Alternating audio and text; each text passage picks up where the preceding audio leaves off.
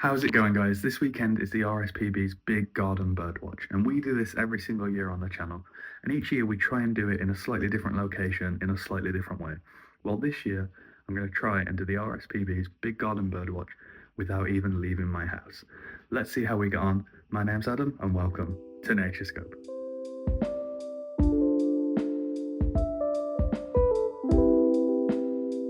So for those of you who don't know, the RSPB's Big Garden Birdwatch is a citizen science event. This means that loads of data is collected, but we, the people who don't work for the RSPB, actually go out and collect the data for them. This then gets put in one giant database and is analysed throughout the year. If you want to take part, all you need to do is sit in one space, maybe a park, a local nature reserve, or your garden, and just count the number of birds that you see and their species throughout that hour.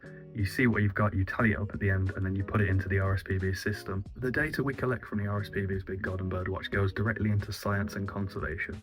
What it does is over a few, years or many decades, it tracks how each bird is doing. Are their numbers rising? Are they declining, and why? And perhaps even why some birds are doing well in some areas and others aren't. This is then analysed, and we can do absolutely loads with it, and just helps us keep track of our wildlife, which is really important. So you're probably wondering how I'm going to do this without even leaving my house, and it's this right here. This is a window bird feeder. So all I've done is attach this to the outside of the window. It's got a little tray at the bottom that I refill every so often, and birds come directly to our window, eat the seed, and yeah, we get to view them through this little viewing platform, which is really, really cool.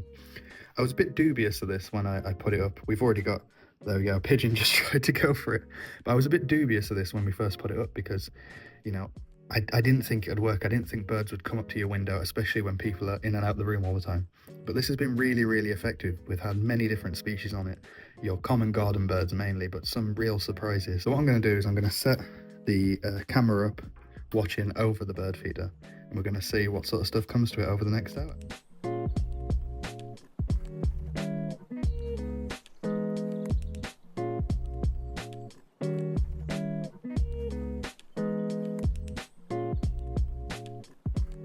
So we're about 15 minutes into the watch now, and so far we've had a robin, which you will have seen. The pigeon that I scared off in the intro hasn't come back yet.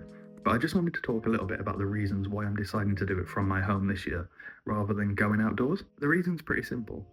Lots of people don't have access to nature, whether that's through things like disabilities or inability to get out of the house, or people perhaps not having a garden, or just living too far away from nature and wildlife. This sort of proves that you can have birds and things coming to you. You just have to invest a few pounds, so it's a little cost at the start and a little cost to upkeep the bird seed, but you can make it so that birds and wildlife will come to your door. You don't always have to go to it, and I think it's really important to prove that, because a lot of the time people are expected to go out to find nature where it can actually come to you. It's not just the bird feeder that I'm checking out, I'm also checking out the neighbour's garden. So I actually live in a flat on the higher level. You see there's a robin down there in the neighbour's garden, but I'm also keeping an eye out on their tree as well, seeing what else lands on that. I've had a few pigeons and stuff, but not much has come to the feeder, aside from what's probably this little robin.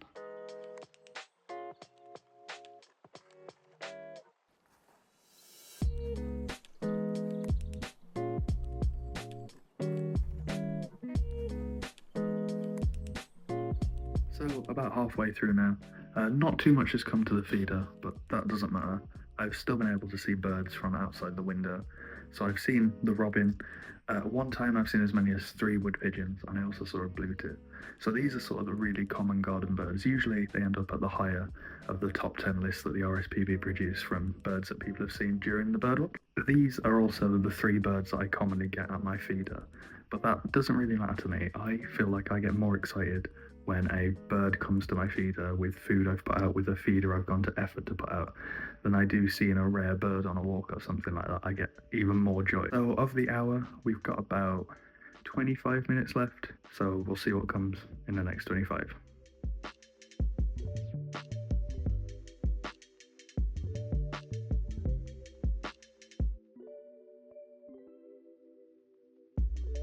So that's it, the hour is up. I haven't actually seen much more since the last time I updated you. We actually had 1 more wood pigeon land on the tree, so there were 4 wood pigeons in total, By the time I pulled my camera out to film them, I'd obviously spooked them and they'd all gone. It doesn't actually sound like a lot. I've only been able to sort of register 6 birds across 3 species, but it's all really, really important data. Even if you have one of these window feeders and it's the same robin that keeps coming to it every single day, make sure you record that, because probably the chances are that bird is not going to get recorded. So what I'm going to do now is quickly show you how to input the data into the RSPB's website. First of all, head to the RSPB's Big Garden Birdwatch website, where you'll be asked to put in a few details about where you did your birdwatch.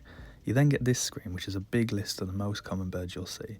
You just go through slowly, putting in the total number of birds that you saw. Remember, it's the biggest number you saw at once.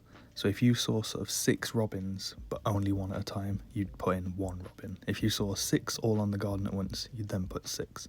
You then get asked to do these optional questions, which I really recommend you do.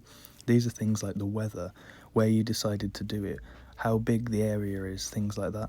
This is really vital stuff that will help the RSPB understand what's going on around the country at the time of the birdwatch, which may influence some of the bird numbers. You then click submit and your results have been sent off to the RSPB. It really is as simple as that, and it's so important to get involved with. So that's it for this one. I really hope you enjoyed it. It's been a little bit of a weird one for me.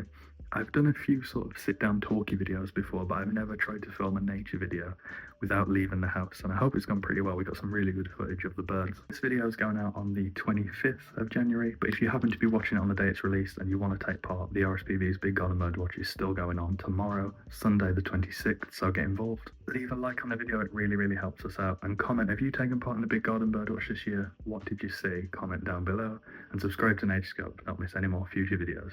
Thanks again for watching. I'll see you all next time. Cheers.